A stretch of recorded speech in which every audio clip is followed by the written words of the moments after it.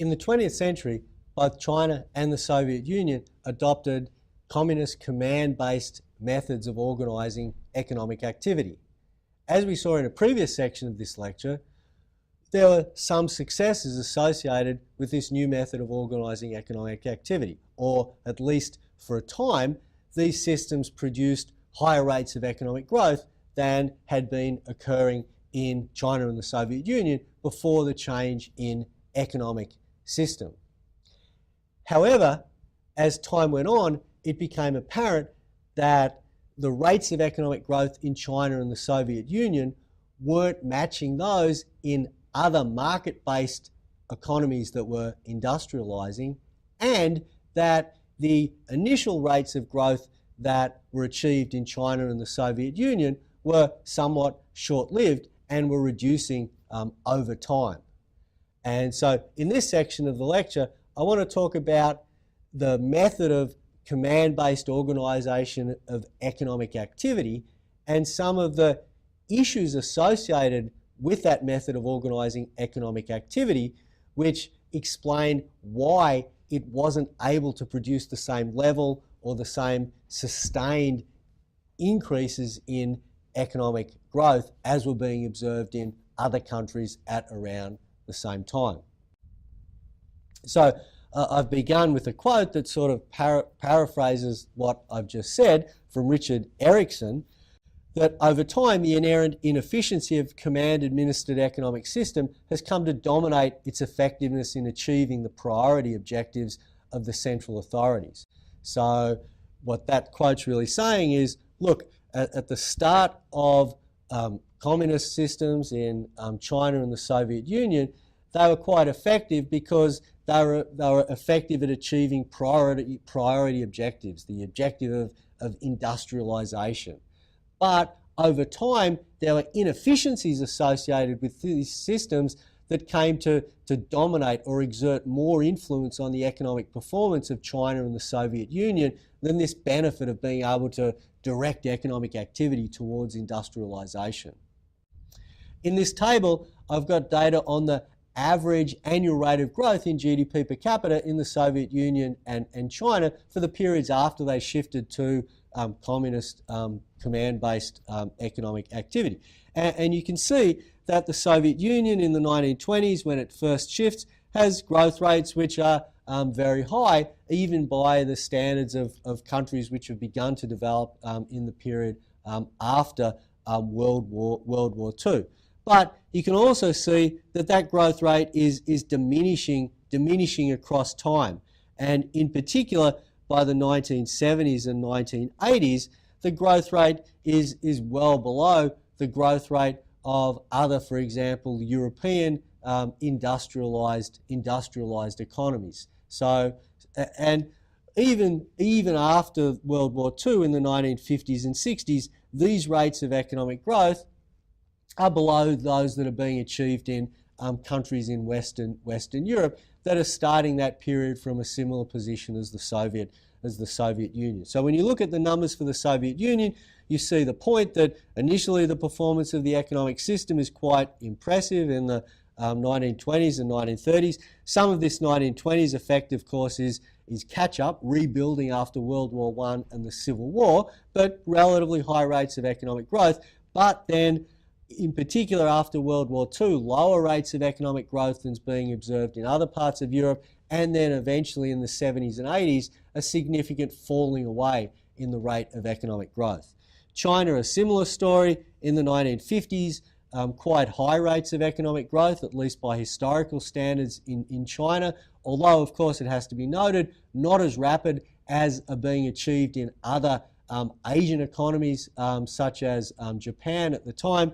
But then also the other thing we observe here is that growth rate not really being sustained, falling away to just about 1.5% in the 1960s when, for example, other Asian economies were powering on during this period.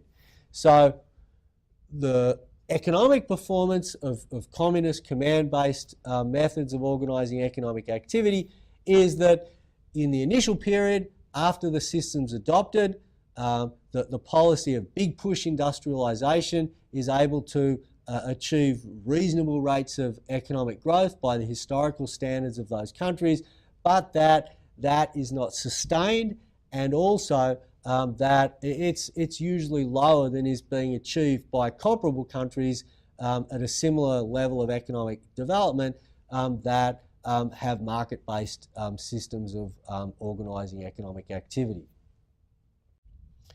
So first of all, just to say again, in a little bit more detail, what is it we mean by a command economy? So first of all, command economy to a greater or lesser degree involves state ownership of economic resources. And we've seen both China and the Soviet Union, when they became command economies, moved fairly quickly to adopt state ownership of industrial resources, economic resources.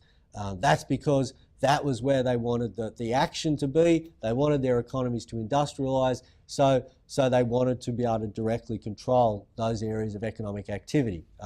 Both countries start out allowing private ownership of agricultural resources to remain. They adopt procurement policies where where rural workers are forced to provide an amount of their output to the state at below market prices, but they retain private ownership. But eventually you get collectivisation of agriculture both in the Soviet Union and China, so that you have state ownership of pretty much the agricultural and industrial economic resources. Second feature is that you've got centralised direction of economic activity. So centralised is important. That means that rather than in a market economy where, as we've talked about, what gets produced is determined in a decentralised way through the interaction of individual buyers and sellers in markets, here we have what gets produced being determined in a centralised way by a central group of economic planners. Second important point here is that they do that planning via output targets. So whereas a market-based system, it's essentially the price mechanism that's deciding how much should be produced. So if this is the market price, that determines how many suppliers are willing to supply. Instead, in the command economy, it's the state that says, we will produce this many cars, or we will produce this many tons of steel. And it seeks to implement those output targets through control of resource allocation. So it directs how much of particular inputs will be provided to producers to enable them to produce those output targets. So there's output targets, and there's allocation of resources which are going to be needed to achieve those output targets. This system of output targets, which are set centrally, is implemented via a hierarchy of administrative systems. So obviously you can't just have one committee for a country as large as, say, the Soviet Union, implementing whatever output targets they decide for the group of commodities which the economy is going to produce. You need a whole system of planners who are going to implement these output targets. And so on the next slide I'll give example for the Soviet Union, but basically any command economy that is trying to service a large population has to have a hierarchy of administrative systems where you move from the top, which sets output targets at the most general level, through to lower levels who are making narrower decisions on particular types of output, for example, or what's going to happen in particular regions. And there's an iterated planning process. So the central planners might say, we would like to produce this much amount of steel, and we think these are the levels of output that are going to be required. That then gets passed down to lower levels, and if they think that there are some changes needed to that, they'll make the changes and pass the plan back up the level. That may or may not be approved, and then it's passed back down the level. So there's an iterated planning process by which you arrive at the final decisions on what output's going to be produced and how it's going to be produced. in the Soviet Union, to give you an example of the planning mechanism for basically much of the period from the late 20s through to the 50s, essentially Stalin acted as a dictator within the Politburo. But so at the top of the planning hierarchy, you can think of there being a dictator, a council of ministers. They had below them a whole lot of central planning and control agencies, such as Gosplan, which was the central planning agency, or Gosnab, which was in charge of materials and equipment, or Goskommon, which was the price agency. Below them were branch ministries, which were responsible for particular, say, sectors of output. So several branch ministries covering agriculture or covering industrial output. Below them were departments, which might be organised by region or by type of output. So you might have a department for particular type of agricultural output, particular type of grain, or for output in a particular region within the Soviet Union. And then at the bottom level, you had the associations and enterprises who were responsible for production. Now here in this section of the lecture, I'm talking about planning generally. Important to be aware that in broad terms, the Chinese and the Soviet Union both adopted planning systems. So in terms of the points I had on the previous slide, they both had state ownership, they both had central direction via output targets rather than price-based mechanisms. They both had procurement systems to take surplus from the agricultural sector to finance industry. But there were differences, large differences in detail. In particular, the Chinese planning system was nowhere near as extensive as the Soviet.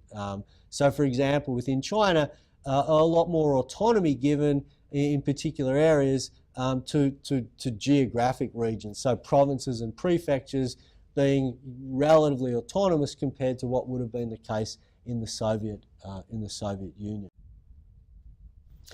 What I want to do now is talk about what I think are some of the systematic sources of inefficiency with planning command-based methods of organising economic activity. Why are these systems not able to generate high rates of productivity growth?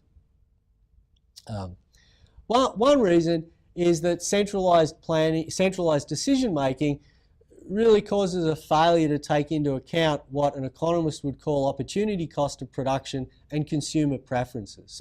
So when we think about an economy producing efficiently, we think about only wanting to produce goods and services where the value of that good or service to someone in society is greater than the opportunity cost, the cost to society in terms of the resources used in producing it. So efficiency really requires that we use our resources in a way that we get the biggest impact from them in terms of society's objectives. You have your resources and you want to produce the greatest amount of value for society from that. And centralised decision making is not a method that has built into it features that are going to allow that outcome to occur. First of all, its objectives are simply the objectives of the planners.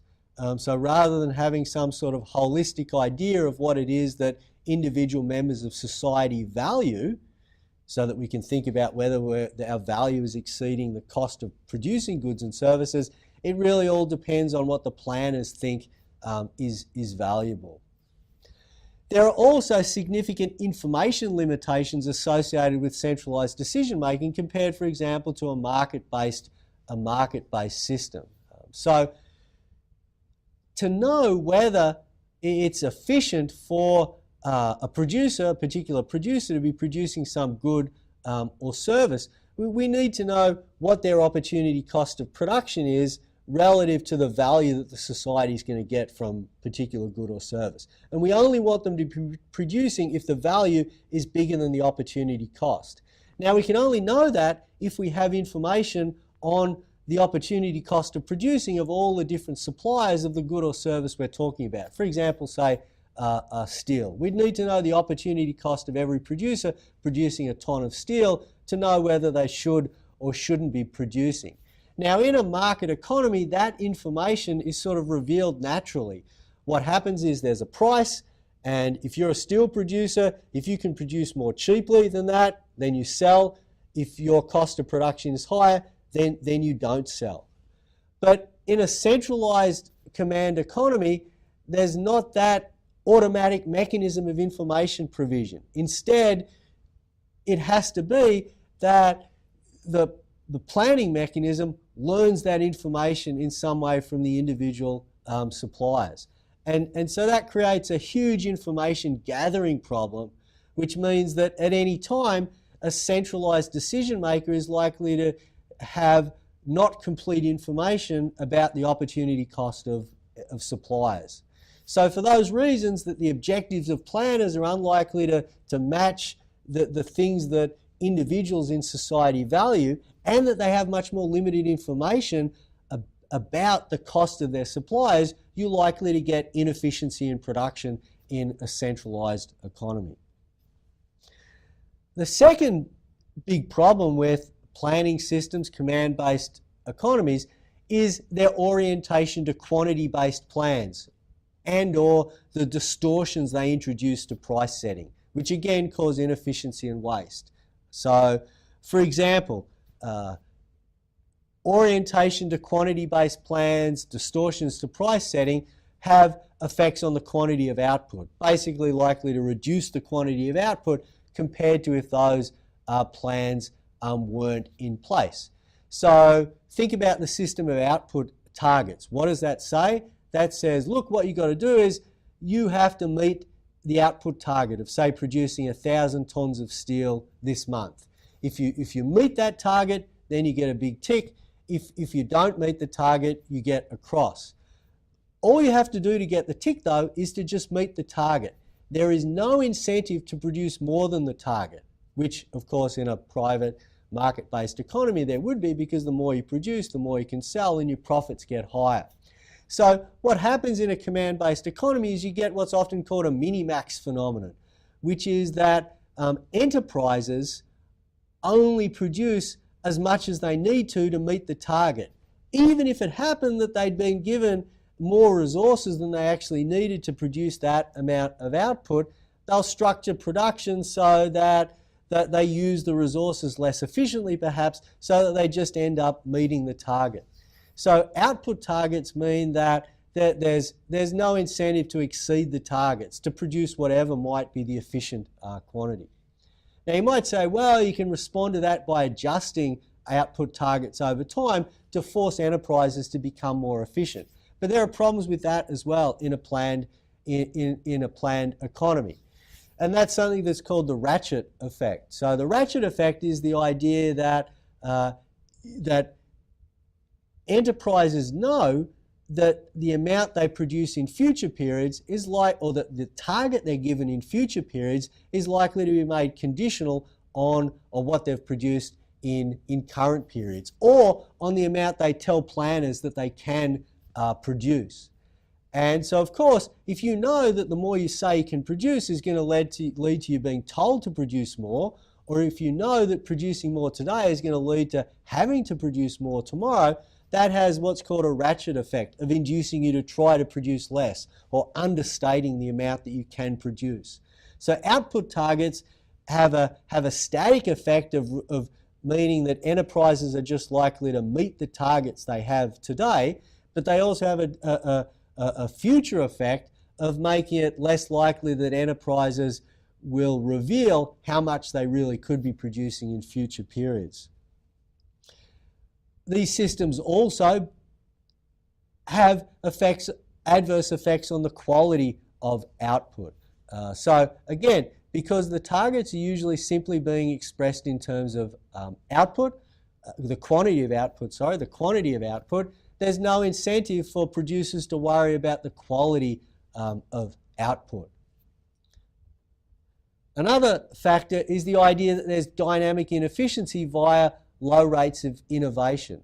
So what drives innovation in modern economies today? Well, obviously there's an intrinsic satisfaction that innovators get from creating new ideas that work, but there's also the profit motive, the idea that if you have a successful idea, that will provide the basis potentially for you selling that idea to other people. But in a command-based economy, there's no private ownership, so there's no prospect of anyone earning a return from an idea they might have.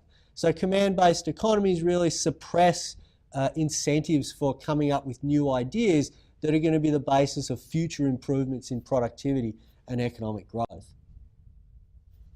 It's also the case that in command economies there's a concentration of decision-making power, and that means there's an absence of checks on mistakes. One way of thinking about this is to say, suppose that everyone in a society, when they have to make a decision on whether some plan is a good idea or a bad idea, has a 99 out of 100 chance of being correct about it, and a 1 out of 100 chance of being wrong about it. And suppose those probabilities are independently distributed across everyone in the society. And suppose you had a decision-making system that said that, for example, as long as anyone didn't like the idea, then it got vetoed.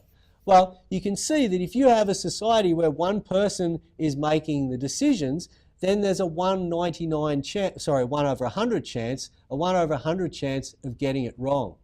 But as you expand the number of people who are making decisions, because you're bringing in extra information, the probability that there's not at least one person who thinks this is a bad idea and hence can veto it becomes diminishingly small. So, for example, if there's 2 people making the decision, then the probability that both of them are going to think it's a good idea is 1 in 10,000. If there's 3 people, then it becomes, doing the maths quickly in my mind, 1 in a million, I think. So basically, when you have a concentrated decision-making power, then there's an absence of checks on mistakes. You're more likely to make big errors. It's also the case that planned economies require a huge amount of coordination of planning. And in complex economies like the Soviet Union and China, that's just really difficult to do. We know that humans have bounds on their rationality. And so another source of errors is just the difficulty of actually doing the planning which is necessary to run such a large-scale economy as the Soviet Union or China. Here's an example from Jeffrey Frieden of a particular example of inefficiencies that can arise. So he says the central planners sometimes took into account the desire to balance supply and demand, but they had many other concerns as well. This is my point about them having different objectives to the objective of efficiency, such as favouring the cities over the countryside and heavy industry over light industry. This led to some strange results. So, for example, in Russia in 1932, rye flour was 12.6 kopecks a kilo, while rye bread was actually 10.5 kopecks a kilo.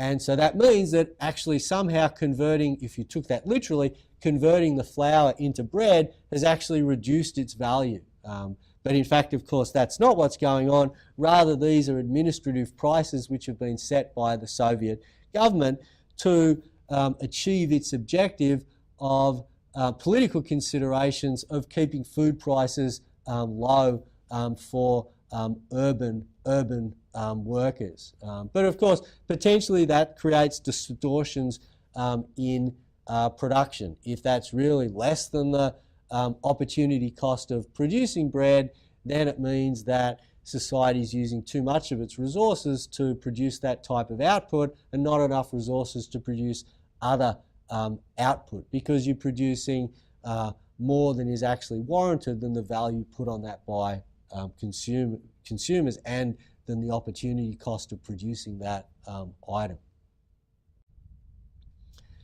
There are other problems, apart from the problems with planning, that are associated with both the Chinese and Soviet economies. One problem is that the emphasis on industry, on heavy industry, means that consumption and service sectors are neglected.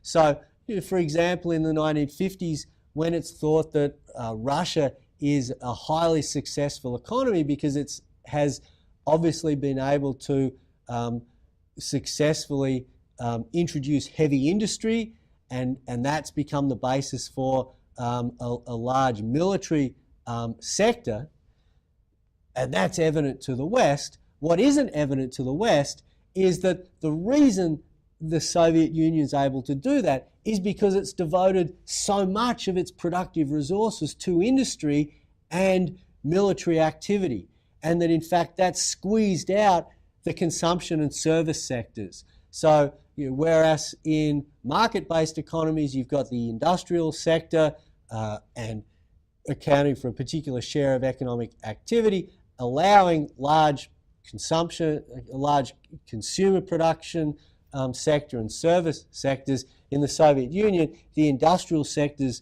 so large that it's really squeezing out those other sectors. And similarly in China for the period that it has communist system of economic activity. And another problem is that at various times the high capital intensity industry causes high levels of unemployment, with those workers then effectively having to be subsidised by the state rather than working or being diverted to other areas of production which you'd expect would have happened to a greater degree in market economies. And so just to finish up with a perspective on this final point about the consumer sector, this is some data from the end of the 1990s on the USA compared to the Soviet Union and other Eastern economies.